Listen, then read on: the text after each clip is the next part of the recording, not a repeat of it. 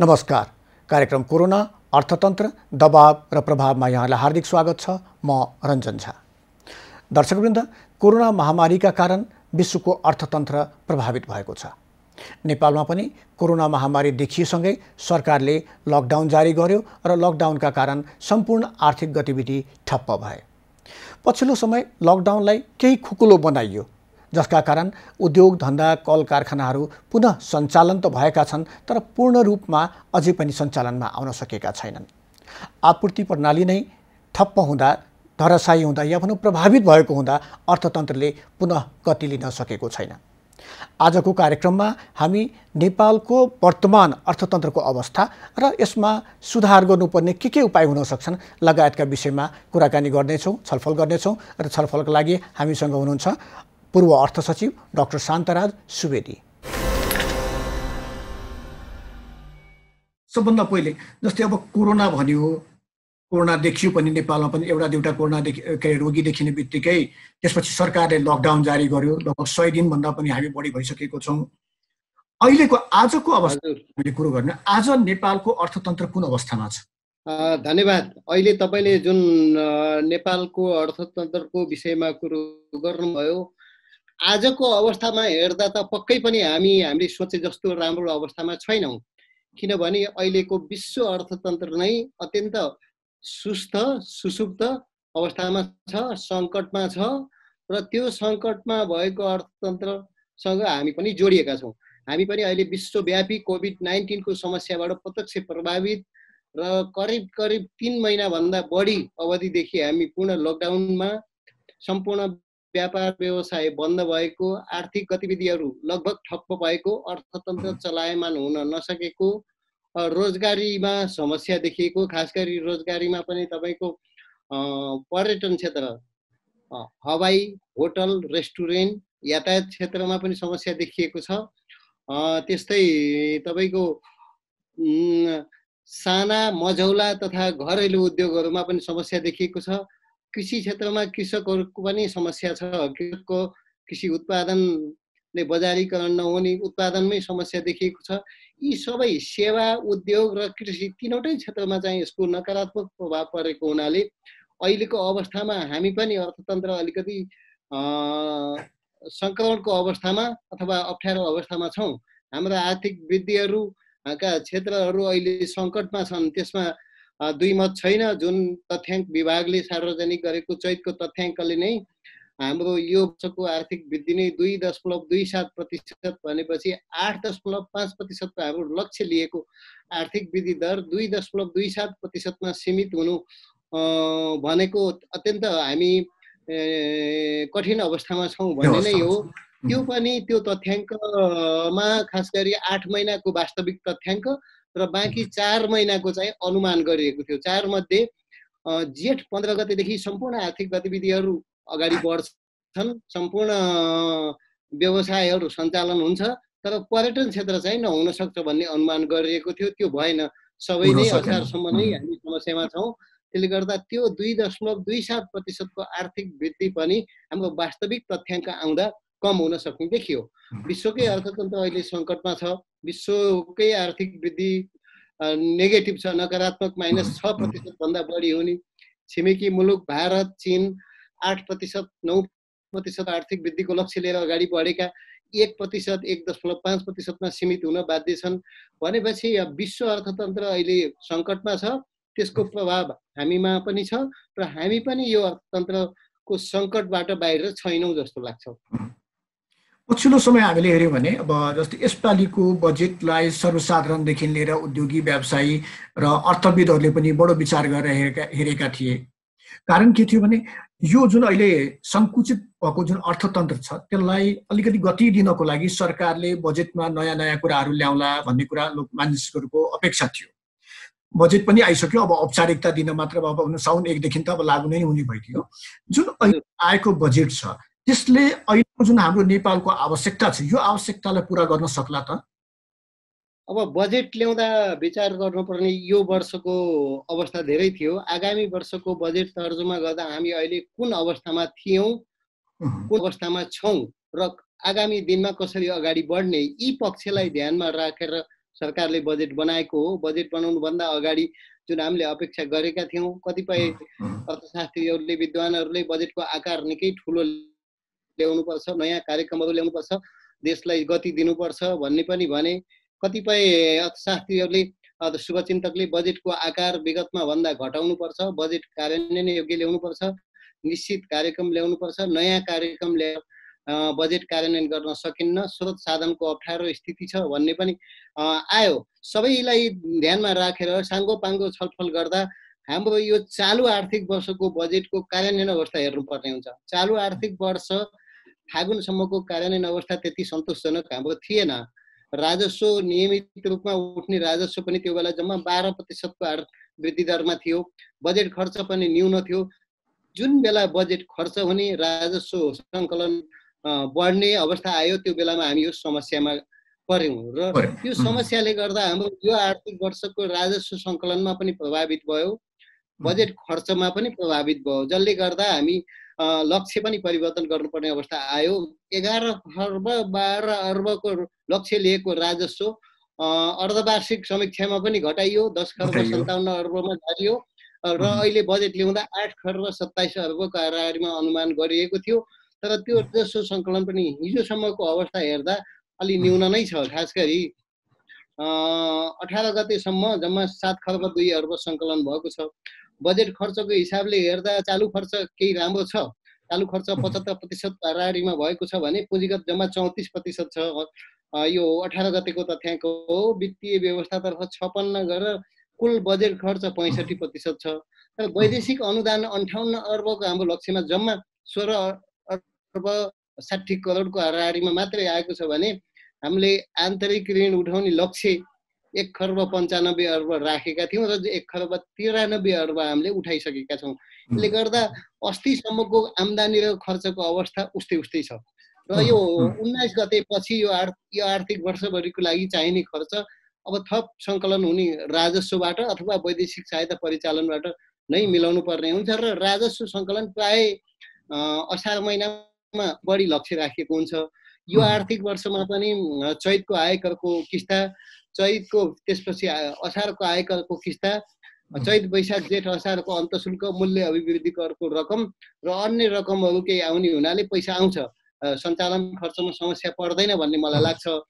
र यो समस्याले के देखायो भने जहिले पनि आगामी वर्षको बजेट बनाउँदा त्यसको आधार चाहिँ यो वर्षको बजेट हो र अहिलेको वर्षको बजेट 8 खर्ब 27 अर्ब राजस्व सङ्कलन हुने सम्भावना पनि कमै देखिया छ।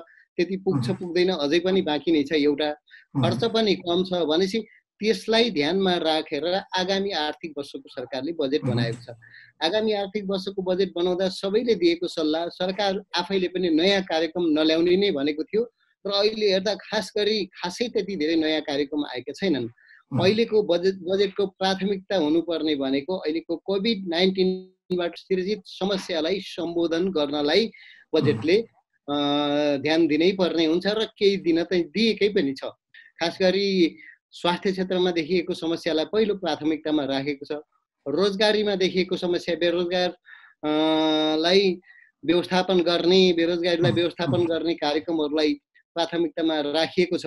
अन्य पूर्वाधारका क्षेत्रहरूलाई पनि प्राथमिकतामा राखिएको छ, त्यो आफ्नो ठाउँमा छ।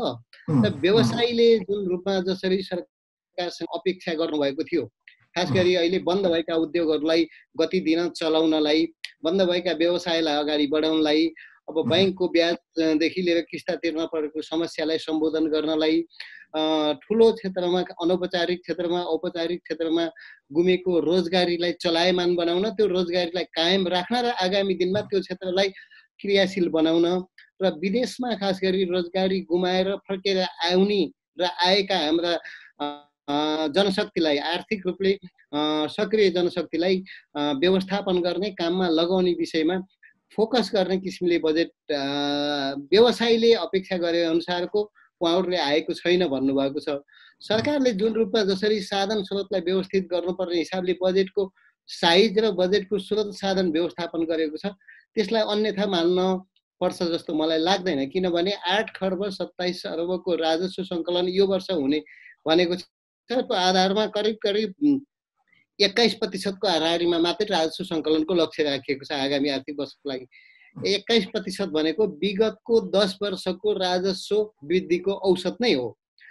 वैदेशिक सहायतातर्फ तपाईँ हेर्नुहुन्छ भने गत साल करिब 58 अर्बको हाम्रो अनुदान सहायताको अनुमान गरिएको थियो। यो वर्ष 60 अर्ब 52 करोड गरिएको छ भने वैदेशिक ऋण पनि गत सालभन्दा 50 अर्बको हाराहारीमा मात्रै बढी हो। आन्तरिक ऋण चाहिँ एउटा सीमामै हुन्छ। त्यसले गर्दा यो बजेटको आकार, बजेटमा आएका कार्यक्रम भन्दा पनि अब यो बजेटलाई आगामी वर्ष हामीले साउन 1 गतेदेखि नै हाम्रो बजेटमा ल्याएका कार्यक्रमहरू, बजेटको उद्देश्य, बजेटको प्राथमिकता अनुसार कसरी कार्यान्वयन गर्छौँ, महत्त्वपूर्ण विषय त्यो हो। वैदेशिक सहायता परिचालन हाम्रो आयोजना कार्यान्वयनमा सरकारको चाहिँ काम गर्न सक्ने क्षमतामा भर पर्छ। सिधै पैसा आउँदैन, सिधै अब हाम्रो ब्याङ्कले, एसियाली विकास ब्याङ्कले छिमेकी मुलुकहरूले दिने सहायता तिमीलाई यो आर्थिक वर्षमा दिन्छु भन्ने एउटा अनुमान हुन्छ कुन आर्थिक वर्षमा कति आउँछ भन्ने, तर आर्थिक वर्ष लाग्दा साथ चेक काटेर दिने चलन छैन। त्यो आयोजनामा अथवा त्यो कार्यक्रममा सरकारले काम सुरु गर्नुपर्छ, काम अगाडि बढाउनुपर्छ, भुक्तानी दिनुपर्छ र त्यो भुक्तानीको आधारमा स्रोत भर्नाको रूपमा पैसा आउँछ। त्यसकारण हाम्रो क्षमतामा भर पर्छ। एउटा पछिल्लो 3-4 वर्षको या 5-7 वर्षको हामीले हेर्ने हो भने यसले वैदेशिक लगानीलाई त हामी एकदमै त्यो ल्याउन सकेनौँ। हो, वैदेशिक लगानी र वैदेशिक सहायता फरक विषय भयो। वैदेशिक सहायता बजेटमा समावेश हुने, सरकारले परिचालन गर्ने भयो। वैदेशिक सहायता चाहिँ खास गरी निजी क्षेत्रमा प्रभावित हुने हो। हामी प्रत्यक्ष वैदेशिक लगानीको रूपमै भन्छौँ होइन। वैदेशिक लगानी र वैदेशिक सहायता दुईटा हुन्। तपाईँले भन्नुभयो जस्तो वैदेशिक सहायता परिचालन नसक्नु सरकारको कमजोरी नै हो। आउने निश्चित भइसकेको रकमलाई खर्च गर्न हामीले नसकेको कारणले वैदेशिक सहायतालाई हामीले राम्रोसँग परिचालन गर्न सकेनौँ। यो चाहिँ हाम्रो कार्यान्वयन क्षमता बढाउने, आयोजना कार्यान्वयनको लागि हामी समयमा अगाडि बढ्ने, आयोजनाको कार्यान्वयन समयमै सम्पन्न गर्ने किसिमले हामी गयौँ भने हाम्रो कार्यान्वयन प्राथमिकता भयो भने वैदेशिक सहायता तोकिए अनुसार, लक्ष्य अनुसार परिचालन हुन सक्छ। अन्यथा आगामी वर्ष पनि वैदेशिक सहायताको अवस्था आउने, लक्ष्य राख्ने तर खर्च नहुने, यस्तो हुन सक्छ। जस्तै यसपालि बजेटकै अलिकति म कुरो गर्न चाहन्छु। कुनै तर्फबाट खुसी देखिएनन्, चौतर्फी आलोचना मात्रै भयो। उद्योगी व्यवसायीहरूले पनि, अर्थविदहरूले पनि र सर्वसाधारणले पनि यो आलोचना मात्रै हुनुको कारण के सबैले के सोचेका थिए भने बजेटको आकार सानो होस् र कोरोनामा केन्द्रित होस्, तर सरकारले सबै क्षेत्रमा अलिकति छर्ने खालको बजेट ल्याएकोले गर्दा आलोचना भएको हो वा अरू केही कारण? यसमा दुईटा पक्ष छन्। एउटा पक्ष बजेटलाई सैद्धान्तिक रूपले हेर्दा, बजेट सैद्धान्तिक रूपमा हेर्दा त्यति धेरै आलोचना गर्नुपर्ने खालको छैन। बजेट आएको केही समय पहिलो 1 हप्तासम्म हेर्नुहोस्, अर्थशास्त्रीहरू, व्यवसायीहरू र राजनैतिक दलहरूले पनि, अब राजनैतिक दलले त जहिले पनि जुनसुकै दल आए पनि बजेटलाई केही आलोचना गर्छन् र पहिलो हप्ता चाहिँ त्यति आलोचना भएको छैन। अलिकति बजेटमा पहिले जस्तै अहिले पनि कार्यक्रमहरू चाहिँ विगतका कार्यक्रमहरू दोहोरिएका छन्। जुन चाहिँ कार्यक्रमहरूलाई हटाउनु पर्ने थियो, ती कार्यक्रमहरूलाई, कतिपय कार्यक्रमहरू प्रदेशमा हस्तान्तरण गर्नुपर्ने थियो, कतिपय कार्यक्रमहरू स्थानीय तहमा हस्तान्तरण गर्नुपर्ने थियो, कतिपय कार्यक्रमहरू कार्यान्वयन गर्न कठिन अथवा सङ्घले गर्ने कि नगर्ने, ती कार्यक्रमहरूलाई कार्यान्वयन गर्नुपर्ने अवस्था थिएन, हटाइदिनु र विगतका कार्यक्रमहरू केही दोहोरिएका छन्। एउटा त्यो बजेटको कमजोरी छ। अर्को कुरो, बजेटले विगतमा जस्तै यो वर्ष पनि नियमित किसिमले खर्च घटाउने अथवा साधारण खर्चलाई घटाउने, मितव्यय हुने भन्ने चाहिँ सामान्य उद्देश्य राख्यो। तर सार्वजनिक खर्च पुनरावलोकन आयोगले दिएका सुझावहरूलाई कार्यान्वयन गर्ने सरकारको प्रतिबद्धता थियो। यसमा खास गरी नेपाल सरकारले आफ्नो सङ्घीय संरचना र सङ्घको दरबन्दी लगायतलाई ठिक्क आकारमा ल्याउने, खर्च घटाउने जुन उपायहरू अवलम्बन गर्नुपर्ने थियो, सङ्घीय आकारमा रहेका जुन आवश्यक नभएका सङ्घ संस्थाहरू खारेज गर्नुपर्ने अथवा हस्तान्तरण गर्नुपर्ने अवस्था थियो, तिनी प्रभावकारी रूपमा हुन सकेनन्। एउटा चालु खर्च घटाउने क्षेत्रहरू कम हुन्छन्, पक्कै पनि हो, तर पनि चालु खर्चमा कतिपय यस्ता विषयहरू छन् जसलाई चाहिँ हामी घटाउन सक्ने, ती पनि अझै बाध्यता पनि होला, त्यति घट्न सकेनन्। अर्को अर्को चाहिँ यो कार्यक्रमहरू जति ल्याइएका छन्, जुन कार्यक्रमहरू ल्याइएका छन् ती कार्यक्रमहरू अलिकति राजनैतिक रूपमा अलि लोकप्रिय टाइपका पनि छन्। ती कार्यक्रमहरूको कार्यान्वयन जस्तै प्रधानमन्त्री रोजगार कार्यक्रम, प्रधानमन्त्री कृषि सुधार आधुनिकीकरण आयोजना र त्यस्तै अब राष्ट्रपति महिला सिप विकास कार्यक्रमहरू जस्ता ती कार्यक्रमहरू छन्। ती कार्यक्रमहरूको प्रभावकारिता कस्तो हुन्छ एउटा। अर्को कुरो बजेटले लिने उद्देश्य, बजेटमा खास गरी संसदमा बजेटका सिद्धान्त र प्राथमिकता पेश गर्दाखेरि जुन रूपमा भनिएको थियो त्यसपछि सम्माननीय राष्ट्रपतिबाट आएको नीति तथा कार्यक्रममा जुन अलि भास्ट भेग कुराहरू आएका थिए त्यसले बजेट निकै लामो ठुलो र आकार ठुलो हुन्छ भन्ने थियो। तर त्यसलाई चाहिँ बजेटले त्यो समस्यालाई समाधान गरेको छ अथवा त्यसबाट बाहिर आएको छ। बजेट आकारमा ठिक्क छ र स्थानीय तह अहिलेको ब्युटी भन्नुहुन्छ भने प्रदेश र स्थानीय तहलाई दिने अनुदान गत वर्ष त्योभन्दा अघिल्लो वर्ष जुन रूपमा थियो अहिले बजेट गत वर्षभन्दा 58 अर्ब बजेट घट्दा पनि 20 अर्ब अनुदान बढाइएको छ। त्यसले गर्दा प्रदेश र स्थानीय तहलाई दिने अनुदानमा चाहिँ यो बजेट उदारै भएको छ एउटा। अर्को कुरो प्रदेश र स्थानीय तहको पनि खर्च गर्न सक्ने क्षमता अत्यन्त न्यून छ। त्यसकारण बजेटको साङ्गोपाङ्गो रूपमा हेर्दा बजेटमा अलिकति विवाद बढी आएको पछिल्लोमा बजेटका कार्यक्रमहरूमा भन्दा पनि हाम्रो करका दरहरूमा, कर लगाएको विषयमा, कर छुट नदिएको, व्यवसायको माग जहिले पनि कर छुट नै हुन्छ।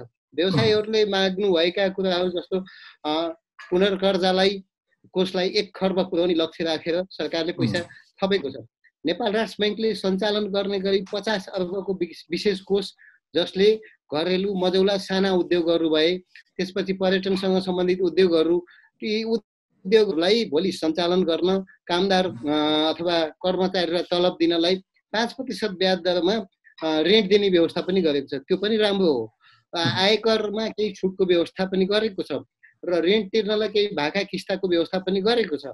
यी धेरै कुराहरू छन्। यिनी चाहिँ राहतकै प्याकेज हुन्। राहतको प्याकेज भनेको निजी क्षेत्रलाई मात्रै होइन, पीडित अथवा प्रभावित जनतालाई पनि दिनुपर्ने हुन्छ। क्वारेन्टिनमा लामो समयदेखि धेरै बसेका छन्, उनीहरूलाई खानपानको व्यवस्था गर्नुपर्ने छ। त्यसमा पनि ठुलो लगानी भएको छ। सरकारको स्वास्थ्य क्षेत्रमा लगानी भएको छ। त्यो लगानी कहाँ भयो, कसरी भयो, लगानीको गुणस्तरको विषय आफ्नो ठाउँमा छ। तर सरकारले लगानी ठुलो गरेको छ। यी खर्चहरू र आगामी दिनमा पनि गर्नुपर्ने हुनाले यसलाई बजेटले समेटेको पनि छ। बजेटले केही व्यवस्थापन पनि गरेको छ र कतिपय सानातिना अथवा सानो प्रभाव पार्ने र त्यसले चाहिँ समाजले हेर्ने दृष्टिकोणमै फरक पर्ने। जस्तै उदाहरणको लागि चकलेटमा राजस्व बढाइयो मानौँ, तर इलेक्ट्रोनिक सवारी साधनमा इलेक्ट्रोनिक सवारी साधनमा बढाइयो। यसले के देखायो भने सरकारको नीति चकलेटमा बढाउनेसँग सम्बन्धित होइन। हाम्रो चाहिँ 40% को भन्सारको जुन दर हो, भन्सारको हाम्रो 40 स्ल्याब हो। हामी WTO को सदस्य हुँदा हामीले भन्सारका दरहरू क्रमशः घटाउँदै जान्छौँ भनेका छौँ। त्यसले गर्दा हाम्रो भन्सारका दरहरू 0, 5, 10, 15, 25, 40, 30 छन्। यी धेरै घटाउँदै जाने क्रममा 40 घटाउने सरकारको उद्देश्य हो। विगतदेखि घटाउँदै आइरहेको पनि छ। गत साल चकलेटलाई झारेर 30 मा पहिले 30 मा थियो, 40 मा लगिएको थियो भने यो वर्ष यो अवस्था अहिलेको समस्यामा बढाए अथवा घटाएर 40 मा ल्याउने हो कि होइन त्यो विश्लेषण गर्नुपर्ने थियो। त्यो घटायो, आफ्नो ठाउँमा छ। 40 को दर नै निमिट्यान नै पार्दैको भए यो समस्या नै आउने थियो। 40 मा अरू पनि छन्। त्यो छलफलको विषय हुन सक्ला आफ्नो ठाउँमा। तर सरकारले यो चाहिँ सैद्धान्तिक हिसाबमा 40 को दर घटाउँदै जाने क्रममा घटाउनु पर्छ र त्यो घटाएको त्यति नराम्रो विषय पनि होइन। तर यो चाहिँ समय ठिक थियो कि थिएन एउटा। तर इलेक्ट्रिक सवारी साधनको हकमा चाहिँ हाम्रो राष्ट्रिय नीति नै पेट्रोलियम पदार्थलाई घटाउँदै जाने त्यसको पर्यो। विद्युतीय सवारी साधनलाई प्रवर्धन गर्दै जाने। अब तीन प्रदेश, बागमती प्रदेश सरकारले त गत वर्ष 10 वर्षमा आफ्नो प्रदेशबाट विद्युतीय सवारी साधनको प्रवर्धन गर्ने र इन्धनबाट पेट्रोलियम पदार्थबाट चल्ने गाडीहरूलाई चाहिँ लगभग 10 वर्षपछि फेज आउट गर्ने नै भनिसक्यो। सरकारी नीति पनि त्यस्तो छ। त्यस्तो अवस्थामा चाहिँ यो बढाउँदा चाहिँ अलि बढी विवादमा आयो। किनभने यो वातावरण संरक्षणमा समर्पित व्यक्तिहरू, सवारी साधन प्रयोग गर्ने अटोमोबाइल व्यवसायीहरू, सर्वसाधारण जनता सबैको फोकस त्यसमा गएको हुनाले बजेटलाई हेर्ने दृष्टिकोणमा सानातिना कुराले प्रभाव पार्छ। यी लगायतले पनि पछिल्लो चरणमा बजेटको बारेमा अलिकति नकारात्मक विषय आएको जस्तो लाग्छ। समग्रमा बजेटका उद्देश्य, प्राथमिकता, बजेटको आकार, बजेटले त्यो सञ्चालन गर्नलाई लिएका उद्देश्य र त्यसको लागि स्रोतको व्यवस्थापनलाई त्यति प्रश्न गर्ने खालको छैन। त्यो सैद्धान्तिक हिसाबले पनि ठिक छ र बजेटको आकार त्यति ठुलो पनि होइन र बजेटलाई व्यवस्थापन गर्न नसकिने पनि होइन। अब हामी हाम्रो कार्यान्वयनमा कसरी जान्छौँ, महत्त्वपूर्ण विषय चाहिँ त्यो हो। डाक्टर साहब, जस्तै अघि नै हजुरले पनि भन्नुभयो कि 2.27% आर्थिक वृद्धि दर हामीले हासिल गर्यौँ यस वर्षमा। त्यो पनि अब के अरे निश्चित छैन। पछिल्लो यो कोरोना पछिको अवस्थालाई हामीले त्यसमा के अरे समावेश गरेको छैनौँ। अब यो अवस्थामा पुगिसकेको हाम्रो आर्थिक वृद्धि दर, जस्तै बजेटकै बेलामा अर्थमन्त्रीले भन्नुभयो 7%मा हाम्रो आर्थिक वृद्धि दर 7% लक्ष्य हासिल गर्नेछ र त्यही समयमा बजेट आइसकेकै केही दिनमा अर्थमन्त्रीले पुनः आफ्नो एउटा अभिव्यक्ति दिनुभएको थियो, अब त चालु खर्च पनि धान्न गाह्रो भइसक्यो। यस्तो फरक अभिव्यक्तिले यसो किन? अब अर्थमन्त्रीले अब उहाँ भनेको जिम्मेवार पदाधिकारी हो। उहाँले दिनदिनै दैनिक रूपमा सरकारको कोषको अवस्था हेर्नुभएको छ, खर्चको अवस्था हेर्नु छ, आम्दानीको अवस्था पनि हेर्नुभएको छ र अर्थतन्त्रमा परिरहेको प्रभाव पनि उहाँले विश्लेषण गर्नुभएको छ। स्वदेश विदेशमा भएको अवस्था हेर्नुभएको छ र यो कोभिड-19बाट सृजित समस्याले अझ कति लामो समय लिन्छ यो समस्या भन्ने पनि विश्लेषण गरेर उहाँले आत्तिएको नि हुनसक्छ। उहाँले आगामी दिनमा मैले व्यवस्थापन गर्न गाह्रो हुन्छ कि भन्ने एउटा फिलिङ हुनसक्छ। एउटा अर्को जेठ 15 गते बजेट ल्याउँदाको अवस्था भन्दा जेठ 15 पछि धेरै बिग्रिन्छ। किनभने यो समस्या समाधान भएर जाला भनेको झन् यो समस्या झन् गइरहेको छ। भदौसम्म पुग्दा अप्टिमम हुन्छ भनेर हाम्रा जिम्मेवार पदाधिकारीहरूले नै बोल्दै हुनुहुन्छ। भनेपछि यो समस्या अझै लामो समय गयो भने आगामी वर्ष पनि हामीले चाहेर पनि हाम्रो व्यवसाय, व्यापार, आर्थिक गतिविधिलाई साबिकको अवस्थामा सञ्चालन गर्न नसक्ने अवस्था आउन सक्छ। त्यस्तो बेलामा व्यवसाय नै चल्दैनन् भने व्यवसायले आफ्नो आय गर्ने हुँदैन, उपभोग पनि तुलनात्मक रूपमा कम हुन्छ। त्यसले गर्दा राजस्व सङ्कलनमा पनि आगामी दिनमा पनि प्रभाव पर्न सक्ने सम्भावना हुन्छ। तर हामीले अब सधैँ बस्ने अथवा सधैँ हामीले यो अवस्थालाई हेरेर काम नगर्ने कुरा पनि हुँदैन। त्यसले गर्दा विकास निर्माणका काम गर्नुपर्ने हुन्छ, स्वास्थ्य क्षेत्रमा लगानी गर्नुपर्ने हुन्छ, शिक्षा क्षेत्रमा लगानी गर्नुपर्ने हुन्छ, पूर्वाधार क्षेत्रमा लगानी गर्नुपर्ने हुन्छ, स्थानीय तहलाई प्रदेशलाई अनुदान दिनुपर्ने नै हुन्छ। बजेट खर्च चाहिँ झन्डै हामीले आम्दानी भन्दा बढी हुन सक्ने सम्भावना हुन्छ। त्यो बेलामा सन्तुलन मिलाउन गाह्रो हुन्छ भन्ने उहाँको एउटा जिम्मेवार अभिव्यक्ति होला। एउटा अर्को विषय भनेको यो आर्थिक वर्षमा सरकारको राजस्व सङ्कलन चाहिँ जेठमा निकै कम निराशाजनक अवस्थामा पुग्यो र वैदेशिक सहायता परिचालन पनि अत्यन्त कम भयो र खर्च चाहिँ जेठ अवस्थामा बढ्ने यो कारणले गर्दा उहाँ आत्तिनु भएको हुनसक्छ। तर मलाई लाग्छ असार मसान्तसम्ममा उहाँको खर्च लाई धान्न सक्ने किसिमले राजस्वले मेन्टेन गर्छ। अर्थ मन्त्रालयले मलाई नेपाल राष्ट्र ब्याङ्कबाट ओभरड्राफ्ट लिनुपर्ने अवस्था नहोला भन्ने अहिले पनि मलाई लाग्छ। किनभने हामीले अन्तिममा आएर नचाहिने किसिमका अथवा गर्नै पर्ने खर्च बाहेक अरू खर्चलाई हामीले बजेटै खर्च गर्ने, खर्चको भोल्युम बढी देखाउने किसिमले खर्च गर्नुपर्छ भन्ने छैन। यी कुरालाई ध्यानमा राखेर व्यवस्थापन गर्नुपर्छ।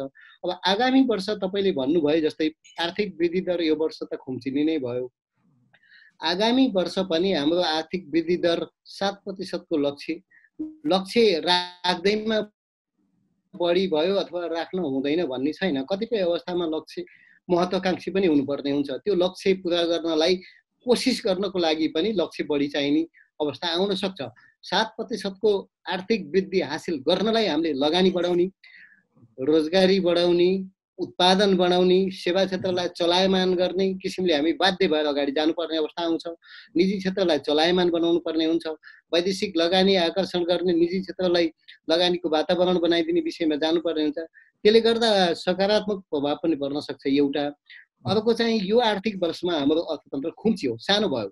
हाम्रो अर्थतन्त्र अहिले करिब 37 खर्बको हाराहारीमा हुने अनुमान जुन गरिएको छ, वास्तविक तथ्याङ्क आउँदा 37 भन्दा कम हुन सक्ने सम्भावना त देखियो। 36 होला, 36.5 होला। आधार भनेको आगामी वर्षको लागि हाम्रो अर्थतन्त्रको लागि आधार चाहिँ खुम्चिनु भनेको सकारात्मक विषय हो। किनभने सानो आधारमा केही आर्थिक गतिविधि बढ्दै गयो भने वात्त बढ्न सक्ने सम्भावना हुन्छ। हाम्रो आर्थिक वृद्धि दर विगत 3 वर्षको राम्रो छ, 6% भन्दा बढी छ। त्योभन्दा अघिल्लो 72-73 को चाहिँ झन्डै 0.2% छ। हामी यसरी माथि बढ्यौँ कि सिधै गयौँ र अहिले स्वाट्ठै तल झऱ्यौँ। अब झरेपछि हामी त्यस्तै पहिले जस्तै बढेर भी आकारमा, भी सेपमा माथि जानुपर्ने अवस्था हुन सक्छ। त्यसको लागि उहाँले त्यसरी जानुपर्छ, अर्थतन्त्रलाई चलायमान बनाउनुपर्छ भनेर 7% को आर्थिक वृद्धि राख्नुभयो। अब 7% को आर्थिक वृद्धि राख्ने किसिमले हाम्रा सबै राष्ट्रिय अन्तर्राष्ट्रिय परिस्थिति, यो समस्याको अवस्था कहिलेसम्म रहन्छ, व्यवसाय कसरी अगाडि चल्छ, बजेट कार्यान्वयन कसरी हुन्छ, निजी लगानी कसरी प्रभावित हुन्छ, परिचालन हुन्छ, यी सबै विषयले त्यसलाई चाहिँ प्रत्यक्ष प्रभाव पार्ने हुनाले मलाई लाग्छ यो कोभिड-19 को समस्या भदौ असोजपछि कम हुँदै गयो। अर्थतन्त्रलाई चलायमान बनाउन सकियो, सरकारले लगानी बढाउन सक्यो, निजी क्षेत्रको लगानी प्रभावित हुँदै गयो, बैंकले लगानी बढाउन सके, सबै अवस्था राम्रो भयो भने 7% नपुग्ला, तर केही राम्रो हुँदै जान्छ र अहिलेको अर्थतन्त्रको आकार खुम्चिनु भनेको आगामी वर्षको अर्थतन्त्रको लागि त्यो अलिकति सकारात्मक सङ्केत पनि हो। त्यसकारण आशा गर्नु, लक्ष्य राख्नु, महत्त्वाकांक्षी हुनुपर्छ र त्यसलाई पुरा गर्नलाई सरकार चाहिँ प्रतिबद्ध भएर अगाडि लाग्नुपर्छ। जस्तै अब यो लगानीकै कुरा गरौँ, निजी क्षेत्रलाई चलायमान बनाउने कुरा गरौँ, यो अहिले एकातर्फ देखियो भने बैंक तथा वित्तीय संस्थाहरूमा तरलता थुप्रिँदै गएको छ र अर्कोतर्फ हेऱ्यो लगानी, बजारमा लगानीको अवस्था हेऱ्यो भने कर्जामा लगानी भनौँ न मुख्यतः, त्यो हुन सकिरहेको अवस्था छैन। अलिकति अड्किएको भयो। मैले भन्न खोजेको एकातर्फ बैंक तथा वित्तीय संस्थाहरूमा तरलता थुप्रिँदै गएको, बजारमा कर्जा लगानीको अवस्था हेऱ्यो भने तपाईको छ। यसरी यो बजारले चाहिँ सन्तुलन कसरी बनाउने वा व्यापारीहरूमा चाहिँ निजी क्षेत्रलाई पुनः चलायमान बनाउनको लागि व्यापारीहरूलाई नि कसरी, उद्योगी व्यवसायी व्यापारीहरूलाई चाहिँ कसरी विश्वस्त बनाउने, त्यसको लागि केही प्रयास भइरहेको छ सरकारको तर्फबाट, कसरी हेर्नु भएको छ? अब अहिले पछिल्लो चरणमा अहिले यो सम्पूर्ण व्यवसायहरू शिथिल भएको अवस्थामा अलिकति सरकारको खर्च पछिल्लो चरणमा केही बढेर गयो एउटा। अर्को कुरो, पछिल्लो चरणमा वैदेशिक रोजगारमा जाने हाम्रा जनशक्तिहरूले कोही चाहिँ फर्केर आउँदै हुनुहुन्छ, कोही चाहिँ अब त्यहाँ पनि केही कमाएको रकम पनि समस्या छ भनेर पठाउनु पनि भएको छ। त्यसले गर्दा विदेशबाट आउने पैसा पनि विगतको तुलनामा रेमिट्यान्स घटेको छ, तर पछिल्लो चरणमा केही पैसा पनि आयो। अर्को, सरकारको खर्च पनि बढ्यो। अर्को, यो लकडाउनको अवधिमा तुलनात्मक रूपमा व्यवसाय कम चलेको हुनाले उपभोगमा पनि त्यति छनौट भएन, अथवा उनीहरूलाई बाहिर जाने, अब होटल रेस्टुरेन्ट नचल्ने गर्दा केही कम भयो, मान्छेको बचत गर्ने क्षमता पनि केही बढ्यो एउटा। अर्को, व्यापार व्यवसाय बन्द भएको अवस्था भएको हुनाले नयाँ ऋण लिने, नयाँ व्यवसाय सञ्चालन गर्ने किसिमले बैंकहरूबाट ऋण प्रवाह पनि भएन। त्यसले गर्दा डिपोजिट भनौँ न, निक्षेप केही बढ्यो, लगानी कम भयो। यसले गर्दा तरलताको अवस्था बैंकहरूमा राम्रो भयो। मलाई लाग्छ अहिले पछिल्लो चरणमा झन्डै हाम्रो तोकिएको बैंकहरूको लक्ष्य भन्दा 1 खर्ब बढी चाहिँ तरलता बैंकमा छ। यो पैसा बस्नु, होल्डमा बस्नु, पैसा हुनु भनेको पैसा हुनु नराम्रो होइन, तर होल्डमा बस्नु चाहिँ आर्थिक हिसाबले अथवा मुलुकको अर्थतन्त्रको हिसाबले त्यति राम्रो होइन। लगानी बढ्नु पर्ने हुन्छ, अर्थतन्त्रलाई चलायमान बनाउनु पर्ने हुन्छ। अर्थतन्त्र विस्तार बनाउनको लागि जति बढी लगानी बढाउन सकिन्छ त्यसबाट चाहिँ उत्पन्न हुने हाम्रा बाह्य प्रोडक्टहरू जस्तै लगानीबाट उत्पादन भयो, रोजगारी भयो, यी सबै कुरालाई प्रभाव पार्ने हुनाले लगानी चाहिँ बढाउनु पर्ने हुन्छ। अब यो अवस्थाले गर्दा लगानी बढ्न सकेको छैन। अब सरकारले लगानी गर्नलाई प्रोत्साहन गर्नुपर्ने हुन्छ। लगानीको लागि प्रोत्साहन भनेको अब व्यापार व्यवसाय सञ्चालन गर्नुहोस् एउटा। अर्को, सरकारका आयोजनाहरू, ऋण लगानी गर्ने ठुलो क्षेत्र भनेको ठेकेदारहरू पनि हुन्। सरकारले आफ्नो विकास निर्माणका कामहरू साउनदेखि नै, आगामी आर्थिक वर्षको बजेट कार्यान्वयन तालिका भएर साउनदेखि नै अगाडि बढ्नु पर्यो। ठुला आयोजनाहरू कार्यान्वयन गर्नको लागि, विकास निर्माणका काम गर्नको लागि निश्चित आयोजनालाई नै व्यवस्थित क्वारेन्टिन मानेर काम अहिले भएको पनि छ र काम अगाडि बढाउने। ठेकेदारहरूले काम गर्न थाले भने उनीहरूलाई स्रोतको समस्या हुनसक्छ, तत्काल भुक्तानी नपाउने हुनाले बैंकको ऋण प्रभाव हुन्छ एउटा। अर्को कृषिमा, जलस्रोतमा र विपन्न वर्ग कर्जामा ब्याज दर पनि सहुलियतपूर्ण छ, तर हाम्रा किसानहरूले समयमा सहज रूपमा ऋण पाउन गाह्रो छ। अहिले उनीहरूलाई सहज रूपमा, सरल रूपमा ऋण उपलब्ध गराइदिन पर्यो, जसले गर्दा उनीहरूले आफ्नो व्यवसाय अगाडि बढाउन पाउने एउटा। अर्को विदेशबाट आएका युवाहरू हाम्रै अब उपत्यकाबाट, सहरबाट अहिले ग्रामीण क्षेत्रमा फिर्ता जाने जनशक्ति अत्यन्त बढी छ। झन्डै 10 लाखको हाराहारीमा हाम्रो जनशक्ति गाउँ फिर्ता गएको छ। उनीहरूले अहिले वर्षौँदेखि बाँझो भएका जमिन उब्जाउ गर्नलाई, खेतबारीमा चाहिँ खनजोत गर्ने, खेतीपाती गर्न लागेका छन्। तिनीहरूलाई कृषि ऋणको आवश्यकता हुनसक्छ। स्थानीय प्रविधिलाई र कच्चा पदार्थलाई प्रयोग गरेर उनीहरूले व्यवसाय सञ्चालन गर्छन्। त्यो व्यवसाय सञ्चालन गर्नलाई सहुलियतपूर्ण ऋणमा सहुलियतपूर्ण ऋण चाहिँ सहुलियतपूर्ण ब्याज दरमा उपलब्ध गराउने, त्यो प्रवाह बढी गर्ने, यसरी जानुपर्ने हुन्छ एउटा।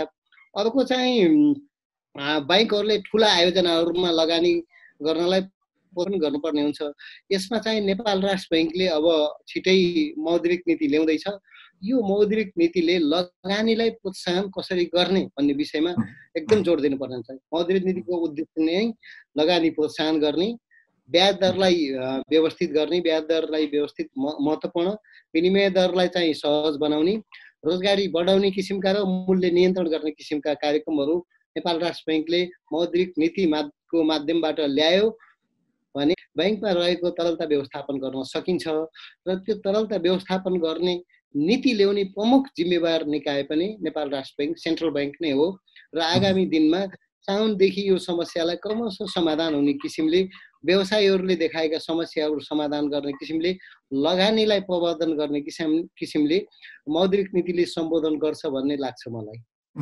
यो अहिले जुन हामीले बैंक तथा वित्तीय संस्थामा तरलता थुप्रिएको कुरा गरौँ, त्यस्तै अर्कोतर्फ पनि हामीले भर्खरै कुरा पनि गऱ्यौँ, विदेशबाट ठुलो सङ्ख्यामा नेपालीहरू स्वदेश फर्किएका छन्। हजुर, अब कति फर्किएका छन् अहिले अझै नै यकिन गर्न त गाह्रो छ, तर हामी अपेक्षा गर्न सक्छौँ, आशा गर्न सक्छौँ ठुलै सङ्ख्यामा, किनकि 6-7 लाखको सङ्ख्यामा त भारतबाट नै आइसके जस्तो छ। अझ खाडी मुलुकबाट कति त्यो अहिले नै भन्न सकिने अवस्था छैन। अब यति के अरे जनशक्तिलाई व्यवस्थापन कसरी गर्ने? सरकारले हुन त केही योजनाहरू ल्याएको छ, तर ती योजनाहरूलाई हामीले पछिल्लो वर्षको यदि कार्यक्रमहरूलाई हेऱ्यो भने त्यति आशा गर्न सकिने ठाउँहरू छैन। यसपालिको जुन बजेटमा ल्याइएको केही योजनाहरू छ, यिनीहरूले यो जुन जनशक्ति छ, यो जनशक्तिलाई व्यवस्थापन गर्न सक्ला? अब यसमा अब तपाईँले भन्नुभयो जस्तै विगतका लक्ष्य, विगतको कार्यक्रम कार्यान्वयनलाई हेर्दा त्यति आशामूलक अथवा नतिजा आउने किसिमको छैनन्, स्वाभाविकै हो। तर अहिलेको समय अलिकति फरक छ।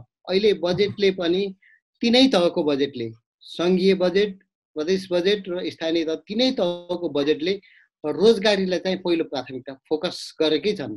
र अहिलेको एउटा नयाँ कार्यक्रम अथवा अलिकति राम्रो पक्ष भन्नुहुन्छ भने सङ्घीय बजेटको रोजगारी सिर्जनामा विगतमा जस्तो यो बजेट कार्यान्वयन हुँदा र सबै क्षेत्रमा 5 लाख 6 लाख रोजगारी सिर्जना गरिनेछ भनेर जुन रूपमा एकमुष्ट भनिन्थ्यो, अहिले चाहिँ क्षेत्रगत रूपमा रोजगारीको व्यवस्थापन गरिएको छ। प्रधानमन्त्री रोजगार कार्यक्रमलाई यो मोडालिटीमा सञ्चालन गरिनेछ, यति रोजगारी यसबाट आउनेछ, प्राप्त हुनेछ। कृषि क्षेत्रमा यति रोजगारी प्राप्त हुनेछ, अथवा गरिबी निवारण कोष मार्फत सञ्चालन गर्ने कार्यक्रमबाट यति रोजगारी सिर्जना गरिनेछ। साना किसान विकास बैंक मार्फत यति रोजगारी सिर्जना गरिनेछ। सिपमूलक तालिम दिएर स्वरोजगार यति बनाइनेछ भन्ने लगायतका क्षेत्रगत कार्यक्रमहरू ल्याएका छन्। पहिलेभन्दा केही सकारात्मक पनि छ एउटा। अर्को कुरो, प्रदेश र स्थानीय तह यो तीनवटै सरकारले रोजगारी फोकस गरेका छन् र लगानी पनि रोजगारीमा बढी नै गराएका छन् एउटा। अर्को कुरो, विगतमा सङ्घीय सरकारले मात्रै काम गरिरहेको छ, अहिले तीनै तहका सरकारका विकास आयोजनाहरू सञ्चालन भइरहेका छन्। यसले गर्दा काम दिनलाई, काम गर्नलाई ठाउँ नभएको होइन। हाम्रो कस्तो छ भने हाम्रो विगतको अनुभव हामी हेर्छौँ भने हामी स्वदेशमा जुन काम विदेशमा जुन काम गर्छौँ स्वदेशमा त्यो काम गर्ने चलन छैन। खास गरी इटा भट्टामा हेर्नुहोस्, हाम्रा छिमेकी मित्र राष्ट्रका 5 लाखभन्दा बढी कामदार छन्। त्यस्तै तपाईँको विकास निर्माणका काममा त्यतिकै भन्दा बढी सङ्ख्यामा बढी छन्। दैनिक रूपमा सहर बजार काठमाडौँ उपत्यकामा सामानहरू सप्लाई गर्ने सेवा प्रवाहमा संलग्नदेखि लिएर प्लम्बिङदेखि लिएर कपाल काट्ने काममा जुन चाहिँ राम्रो कामहरू हुन् तिनमा पनि हाम्रो जनशक्ति भन्दा हाम्रो जनशक्तिहरू बढी छन्। अब हामीले के गर्नुपर्छ भनेपछि हाम्रो जनशक्तिलाई दुई किसिमले, एउटा चाहिँ हाम्रो छिमेकी मित्र राष्ट्र अथवा विदेशी थर्ड कन्ट्रीका पनि छन् हाम्रा काम गर्ने जनशक्ति, ती जनशक्तिहरूले काम गरेको कामलाई प्रतिस्थापन हाम्रै जनशक्तिले गर्दै जाने किसिमले उहाँहरूलाई प्रोत्साहन गर्नुपर्ने हुन्छ। अर्को गाउँमा स्वरोजगार व्यवस्थापन गर्नलाई कार्यक्रमहरू ल्याउनु पर्ने हुन्छ। उहाँहरूलाई पुँजी निर्माण गर्नलाई कसरी सहयोग गर्ने, खेतीपाती गर्नलाई कसरी सहयोग गर्ने, उद्योग धन्दा चलाउनलाई कसरी सहयोग गर्ने। अर्को नेपाल सरकार र सङ्घीय सरकार प्लस प्रदेश र स्थानीय तहका सरकारले काम गर्ने विकास निर्माणका काममा अब फर्केर आउने जनशक्तिलाई लगाउनु पर्ने हुन्छ। त्यसरी व्यवस्थापन गर्न सकियो भने केही गर्न सकिन्छ। तर हामी सबैको चाहना के हो भने आएका कार्यक्रमहरू कार्यान्वयन हुन्, ती कार्यक्रमहरूले सबै बेरोजगारहरूलाई समेटोस् र त्यो समेटेको उनीहरूले चाहिँ पनि काममा चाहना देखाउन्। कतिपय अवस्थामा हामी विदेशमा काम गर्ने काम स्वदेशमा गर्न नचाहने, अलिकति हाम्रो बानी के भएको छ भने पछिल्लो चरणमा अलिकति शौखिन पनि भएको छ। विदेशबाट रकम पैसा कमाएर ल्याइयो, रेमिटेन्स रूपमा आयो, त्यसले उपभोग पनि बढाएको छ, जीवनस्तर पनि बढाएको छ, काम गर्नलाई अलिकति अल्छी पनि बनाएको छ। त्यो अवस्था छ। त्यसकारण अब राष्ट्रिय भावना जागृत गराउने र हामी हाम्रो काम हामी नै गर्नुपर्छ। अब ग्लोबलाइजेसन होइन कि लोकलाइजेसन भन्छ कि सुन्दाखेरि त बडा राम्रो लाग्छ जति पनि हामीले यो कार्यक्रमको बारेमा अहिले कुरो गऱ्यौँ। तर वास्तवमा हेऱ्यो भने अब आजैको कुरो गर्ने भने किसानहरू मल पाउन सकेका छैनन्। हामी एकातर्फ कुरो गर्छौँ या कृषिमा यान्त्रिकीकरण, बजारीकरण, व्यावसायीकरण के थुप्रै शब्दहरू हामी राख्छौँ। तर वास्तविकता भनेको कृषिमा उनीहरू राम्रो गर्न नसकेको कारणले विदेश पलायन हुने अवस्था छ र बजेट आइसकेको बेलामा सरकारले यति ठुलो लक्ष्य लिइसकेको अवस्थामा आज पनि अवस्था भनेको कृषिको उस्तै चाहिँ किसानहरू मलको लागि लाइनमा उभिएछन् तर उनीहरूले पाउन सकिरहेको छैन। धन्यवाद। यो त झन् अत्यन्त महत्त्वपूर्ण र हाम्रो सबैभन्दा ठुलो जटिल समस्या यही हो। यो चाहिँ सबै व्यवस्थापनको कमजोरी हो। यो बजेट छ, नीति छ, कार्यक्रम छ। अब मल बिउ हामीसँग छैन। हामीले प्रत्येक वर्ष मल बिउ चाहिँ आयातै गर्छौँ। समयमा हामीले कार्यक्रम बनाउँदैनौँ। समयमा कार्यक्रम बनाउने, खेतीपाती कहिले सुरु हुन्छ त्यो बेलामा मल ल्याउनलाई कहिलेबाट किन खरिदको समय सुरु हुन्छ, सुरु गर्नुपर्ने हुन्छ, कहिलेबाट चाहिँ डेलिभरी भनौँ न वितरण गर्नुपर्ने हुन्छ। त्यो तालिका अनुसार कार्यान्वयन गर्नलाई जिम्मेवार पदाधिकारी तोकिएका छौँ नि, हामी मध्ये कोही त तोकिएका छौँ।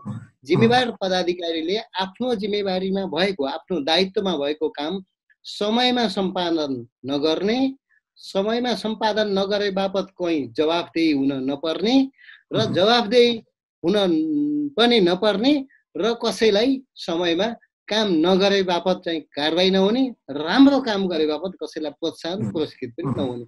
हाम्रो अहिलेको पछिल्लो चरणको सबैभन्दा ठुलो समस्या यही नै हो। जसले गर्दा हाम्रा लक्ष्य राम्रा छन्, कार्यक्रम राम्रा छन्, साधन स्रोत छ, कार्यान्वयन पटक्कै नहुने, गुणस्तरमा ध्यान नदिने। यो समस्यालाई समाधान गर्नलाई अब हामीले कार्यतालिका बमोजिम आफ्नो दायित्व बमोजिम काम गर्नुपर्ने हुन्छ। यसको लागि निकाय छन्। प्रधानमन्त्री कार्यालयले नियमित अनुगमन गरेको छ। थप अनुगमन गर्नु पर्यो, अनुगमनलाई प्रभावकारी बनाउनु पर्यो। विषयगत मन्त्रालयको काम हो। के हो, विगतमा हामीले मन्त्रीले सचिवसँग कार्य सम्पादन सम्झौता गरेका छौँ, विभागीय प्रमुख आयोजना प्रमुखसँग सचिवले कार्य सम्पादन सम्झौता गरेका छौँ, संस्थानका प्रमुख कार्यकारीहरूसँग कार्य सम्पादन सम्झौता गरेका छौँ। त्यो कार्य सम्पादन सम्झौता भनेको पर्याप्त अथवा प्राप्त साधन स्रोतलाई तोकिएको समयमा मैले सम्पन्न गर्छु भनेर गरिएको त हो। त्यो कार्य सम्पादन सम्झौता अनुसार काम नगर्दा के समस्या देखियो त्यो चाहिँ सहजीकरण गरिदिने, होइन भने किन कारबाही नगर्ने, त्यो कुरो चाहिँ हामीमा कमी देखियो। त्यसकारण हाम्रो व्यवस्थापन पक्ष कमजोर भयो, हाम्रो अनुगमन पक्ष कमजोर भयो, हामी कतैपट्टि उत्तरदायी हुनु परेन, राम्रो काम गर्ने प्रोत्साहित भएनन् र काम समयमा सम्पन्न नगर्ने मान्छे चाहिँ दण्डित भएनन्। यो व्यवस्थालाई हामीले सुधार्न सकेनौँ भने आगामी दिनमा पनि नीति एकतिर, कार्यक्रम एकतिर, साधन स्रोत एकतिर कार्यान्वयन नहुने अवस्था चाहिँ पक्कै पनि हुन्छ। डाक्टर साहब, हामी लगानी प्रोत्साहनको बारेमा कुरो गरिरहेका थियौँ। प्रोत्साहनका लागि एकातर्फ सरकारको भूमिका हुन्छ भने अर्कोतर्फ नेपाल राष्ट्र ब्याङ्कको पनि भूमिका उत्तिकै महत्त्वपूर्ण हुन्छ। अहिले ब्याङ्क मौद्रिक नीति ल्याउने तयारी पनि गरिरहेको छ। वास्तवमा यसपालि साँच्चै नै लगानी प्रोत्साहन गर्नको लागि राष्ट्र ब्याङ्कले के कस्तो मौद्रिक नीति ल्याउनु पर्ला जस्तो लाग्छ? धन्यवाद। मौद्रिक नीति वित्तीय नीतिको परिपूरक हो। सरकारले बजेट ल्याउँदा जुन उद्देश्यहरू लिएको छ, खास गरी बजेटका उद्देश्यहरूमा वित्तीय क्षेत्रतिरका उद्देश्य, आर्थिक वृद्धिको उद्देश्य र रोजगारी बढाउने उद्देश्य, मूल्य नियन्त्रण गर्ने उद्देश्य जुन सरकारले लिएको छ, त्यसको लागि अनि मौद्रिक नीति पनि तिनै मार्गदर्शन सिद्धान्तबाट निर्देशित हुनुपर्ने हुन्छ। लगानी बढाउनलाई खास गरी सरकारले 7% को आर्थिक वृद्धि हासिल गर्नलाई लगानी बढाउने भनेको छ, रोजगारी बढाउने भनेको छ। रोजगारी बढाउने किसिमले बैंकबाट ऋण प्रवाह हुने लगानी बढाउने क्षेत्र के हुन सक्छन्? एउटा प्राथमिकता प्राप्त कर्जालाई सहज रूपमा सम्बन्धित क्षेत्रले पाउन सक्ने किसिमका सरल नीति चाहिन्छ। अर्को, सरकारले उपलब्ध गराउने ब्याज अनुदानहरू हुन्छन्, सहुलियतपूर्ण ऋणहरू हुन्छन्, ती सहज रूपमा प्रवाह गर्ने किसिमको नीतिले व्यवस्थापन गर्नुपर्ने हुन्छ। अर्को चाहिँ सरकारको प्राथमिकता के हो? पूर्वाधारमा लगानी बढाउने, जलविद्युत क्षेत्रमा लगानी बढाउने, कृषि क्षेत्रमा लगानी बढाउने, उद्योग क्षेत्रमा लगानी बढाउने। यी क्षेत्रमा लगानी कहाँ लगानी बढाउनलाई के समस्या छन्? बैंकिङ र वित्तीय क्षेत्रसँग सम्बन्धित समस्या के छन्? ब्याज दर हामीले अत्यन्त महत्त्वपूर्ण पक्ष यो हो। ब्याज दर व्यवस्थापन गर्ने, ब्याज दरलाई एउटा नियमन गर्ने, सही ठाउँमा सही दिशामा राख्ने काम चाहिँ नेपाल राष्ट्र बैंक हो।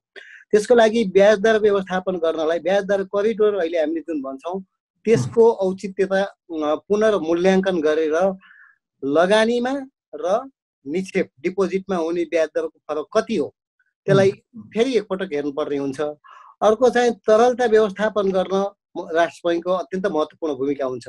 अहिलेको अवस्थामा बैंक तथा वित्तीय संस्थामा रहेको तरलतालाई प्रवाह गर्ने सहज रूपमा कसरी त्यो हेर्नुपर्ने हुन्छ।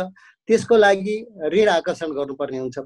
किसानहरूले, उद्योगी व्यवसायीले, सेवा क्षेत्रका व्यवसायीले ऋण सहज रूपमा पाउनलाई के गर्ने? बैंक ब्याज दर केही घटी हुनुपर्ने हुन्छ। अर्थमन्त्रीले कतिपय समयमा कहीँ बोल्नु भएको छ, एकल बिन्दुमा ब्याज दर 1 अङ्कमा ल्याउँछु भन्नुभयो। त्यो त 10% भन्दा तल लानुपर्ने देखियो। त्यसले 10% भन्दा तल लगानीमा ब्याज दर लाँदा र निक्षेपकर्तालाई ब्याज कति दिने, यी सबै कुरो हेर्नुपर्ने हुन्छ। त्यसकारण लगानी र निक्षेप बीचको ब्याजको अन्तर कति नेपाल राष्ट्र बैंकले ख्याल गर्नुपर्ने विषय त्यो हो। एउटा लिक्विडिटी समस्या, तरलता समस्या आउँदा प्रवाह गर्ने विषयहरूलाई जोड दिनुपर्ने हुन्छ। सरकारलाई अहिले लगानी प्रवाह हुँदा, सरकारी रकमहरू प्रवाह हुँदा अर्थतन्त्र चलायमान हुँदै जान्छ। त्यस्तो अवस्थामा निजी क्षेत्रले पनि थप लगानी प्रवाह गरेर रोजगारी कसरी सिर्जना गर्ने भन्ने विषयमा नेपाल राष्ट्र बैंकले ध्यान दिनै पर्ने हुन्छ।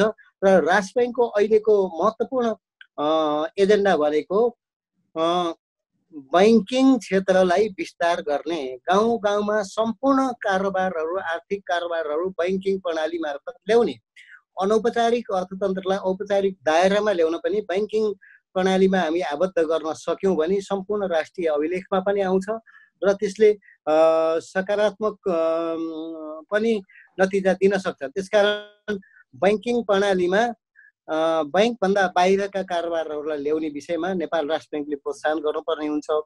र राष्ट्र बैंकले ब्याज दरको मैले अघि नै भनिसकेँ, लगानी प्राथमिकताको विषयमा राष्ट्र बैंकले जोड दिनै पर्ने हुन्छ। अहिलेसम्म अझै पनि 2-3 वटा स्थानीय तहमा वाणिज्य बैंक पुग्न सकेका छैनन्। त्यसकारण स्थानीय तहको सदरमुकाम अथवा हेडक्वार्टरमा मात्रै होइन, बैंक विस्तार गर्नुपर्ने अवस्था छ। सहरी क्षेत्रमा बैंकिङ सेवा प्रवर्धन भइरहेको छ, त्यसमा गुणात्मक वृद्धिको छ। खास गरी बैंक वित्तीय संस्थाहरूलाई प्रयोग गर्ने किसिमका बैंकिङ शिक्षामा जोड दिनुपर्ने हुन्छ र बैंकिङ प्रणालीबाट काम गर्दा हुने फाइदा, त्यसबाट राष्ट्रलाई मात्रै होइन मुलुकलाई हुने फाइदा, बचत वृद्धिको लागि प्रोत्साहन गर्ने नीतिहरू पनि नेपाल राष्ट्र बैंकले ल्याउनु पर्ने हुन्छ।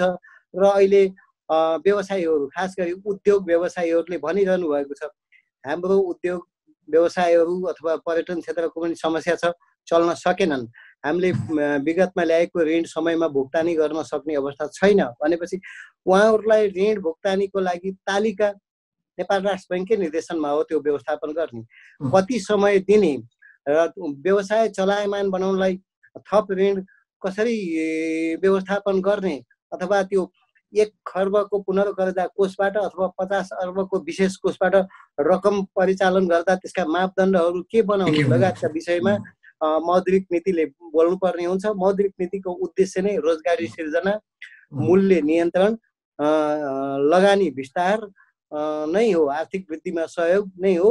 यी विषयहरूमा केन्द्रित रहेर नेपाल राष्ट्र बैंकले सरकारले ल्याएको वित्तीय नीतिसँग सामञ्जस्यता हुने गरी, परिपूरक हुने गरी मौद्रिक नीति ल्यायो र कार्यान्वयन गर्न सकियो, बैंकिङ प्रणालीलाई विस्तार गर्न सकियो, यो वित्तीय शिक्षालाई प्रभावकारी बनाउन सकियो, सम्पूर्ण कारोबारहरू, आर्थिक कारोबारहरू बैंक मार्फत गर्ने वातावरण बनाउन सकियो भने आगामी दिनमा मौद्रिक नीति र वित्तीय नीति दुईटाको संयोजनबाट हुने कार्यान्वयनले पक्कै पनि मुलुकको आर्थिक विकास र समृद्धिलाई सहयोग पुर्याउँछ। डाक्टर साहब, हामी कार्यक्रमको करिब करिब अन्तिममा छौँ। एउटा भर्खरै विश्व ब्याङ्कले एउटा प्रतिवेदन जारी गरेको छ र त्यो प्रतिवेदन भनेको छ नेपाल निम्न आयबाट निम्न मध्यम आयको मुलुकमा उक्लियो। यो खोजेको हामी कति खुसी हुने यसबाट, के हो यो, या एउटा नियमित प्रक्रिया मात्रै हो? अब यसो छ, अब हामी न्यून आय भएको मुलुकबाट न्यून मध्यम भएको आय भएको मुलुकमा एक स्टेप अलिकति माथि उक्लियो। हाम्रो प्रति व्यक्ति राष्ट्रिय आय चाहिँ $1090 भयो। गत वर्ष हाम्रो त्यो आय चाहिँ पुगेको थिएन।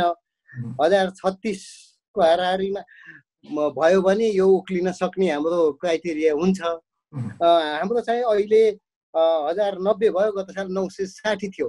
अनि चाहिँ अलिकति हाम्रो राष्ट्रिय आय चाहिँ प्रति व्यक्ति आम्दानी बढ्यो। यसले गर्दा अब खुसी नहुने भन्ने कुरो पनि भएन। खुसी कति हुने, के हुने, यो सामान्य प्रक्रिया। यो भनेको एउटा हामी जुन सन् 2022 मा विकासशील मुलुकमा स्तरोन्नति हुने भनेर हामी लागेका छौँ, त्यसको लागि $1230 प्रति व्यक्ति आम्दानी चाहिन्छ। त्यो नपुगिकन हामी एलडीसी ग्रेजुएसन भन्छौँ, हामी अति कम विकसित मुलुकबाट विकासशील मुलुकमा स्तरोन्नति हुन सक्दैन।